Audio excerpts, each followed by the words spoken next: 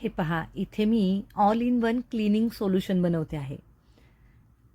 हे तुम्ही फरशी पुसायला, ओटा साफ करायला, अगदी डस्टिंग वगैरे करतानाही तुम्ही हे सगळ्यासाठी वापरू शकता. आणि त्यासाठी इथे मी एक 5 लिटरची बॉटल घेतली आहे आणि त्याच्यामध्ये 4 लिटर पाणी आत्ता सध्या तरी घेतलेलं आहे.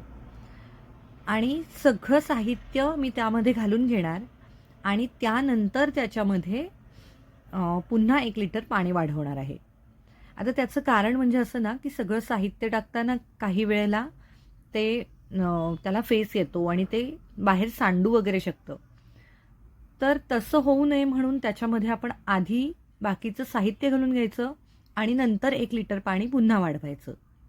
आता इथे मी त्याच्यासाठी 5 लिटर पाण्यासाठी मी इथे मीठ घातलंय 50 ग्रॅम, भीमसेनी कापूर घातलाय 50 ग्रॅम, खाण्याचा सोडा घातलाय 50 ग्रॅम आणि लिक्विड सोप 50 ml घालायचं आहे आपल्याला आणि विनेगर घातलंय 1/4 कप आणि हळद अगदी 5 ते 10 ग्रॅम घालायची आहे.